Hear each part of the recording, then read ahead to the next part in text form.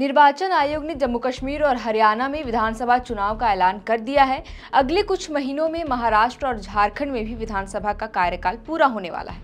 चर्चा थी कि आयोग झारखंड में भी चुनाव की तारीखों का ऐलान कर सकता है, लेकिन ऐसा नहीं किया गया।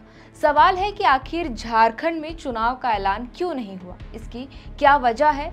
झारखंड में आखिर कब तक चुनाव की तारीखों का ऐलान किया जा सकता है? इस वीडियो में इन्हीं सवालों का जवाब तलाशेंगे।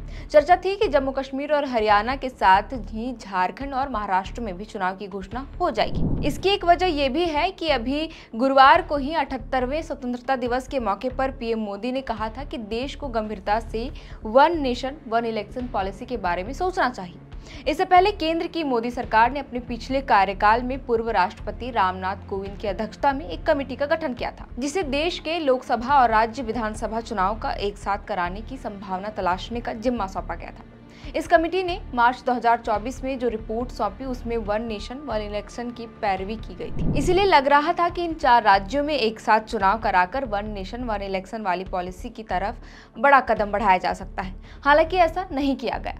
मुख्य निर्वाचन आयुक्त ने इसके पीछे कई कारण गिनाए हैं। दरअसल हरियाणा और जम्मू कश्मीर में चुनाव जल्द कराने के पीछे कुछ ठोस कारण है। हरियाणा विधानसभा का कार्यकाल 3 नवंबर 2024 को खत्म हो रहा है। दूसरी ओर जम्मू कश्मीर में लंबे समय से विधानसभा चुनाव कराने की मांग हो रही थी। कई याचिकाएं सुप्रीम कोर्ट में डाली गई थी। दरअसल 5 अगस्त 2019 को केंद्र सरकार ने जम्मू कश्मीर को स्पेशल स्टेटस देने वाली धारा 370 को निरस्त कर दिया था। जम्मू कश्मीर और लद्दाख को केंद्र शासित प्रदेश बना दिया था। विधानसभा चुनाव कराने की मांग वाली याचिका पर सुनवाई करते हुए हाल ही में सुप्रीम कोर्ट ने केंद्र सरकार को 30 सितंबर तक चुनाव कराने का निर्देश दिया था। जम्मू कश्मीर में धारा 370 हटने के बाद ये पहला विधानसभा चुनाव होगा। सिक्योरिटी रिव्यू के लिए आयोग ने 14 अगस्त को केंद्रीय गृह सचिव अजय भल्ला के साथ बैठक भी की थी। 9 अगस्त को मुख्य चुनाव आयुक्त राजीव कुमार ने जम्मू कश्मीर का दौरा किया था और यही वजह है कि इन दोनों राज्यों में ही चुनाव की तारीखों का ऐलान किया गया।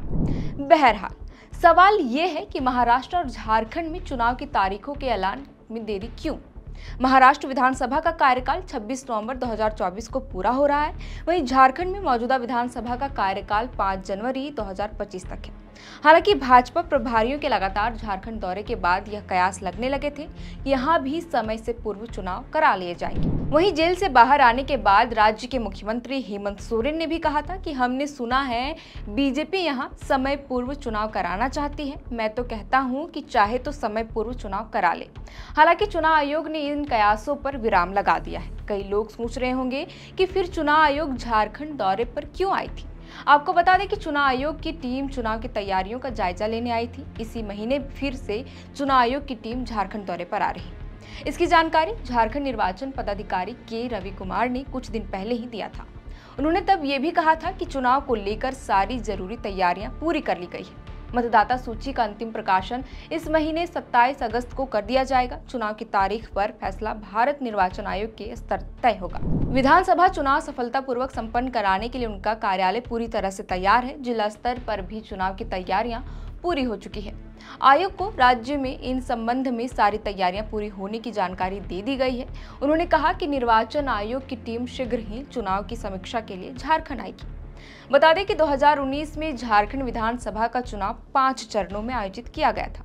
उस दौरान पहला चरण 30 नवंबर, दूसरा चरण 7 दिसंबर, तीसरा चरण 12 दिसंबर, चौथा चरण 16 दिसंबर और 5वां चरण 20 दिसंबर को हुआ था। वहीं झारखंड चुनाव के नतीजों की घोषणा 23 दिसंबर 2019 को ही कर दी गई थी। इसे अनुमान लगाए जा रहे हैं कि इस बार भी इसी पैटर्न को चुनाव आयोग फॉलो करेगा। फिलहाल के लिए इस वीडियो में इतना ही। आप देख रहे थे द फोर्थ पिलर। मेरा नाम है शहरतन। बहुत बहुत शुक्रिया।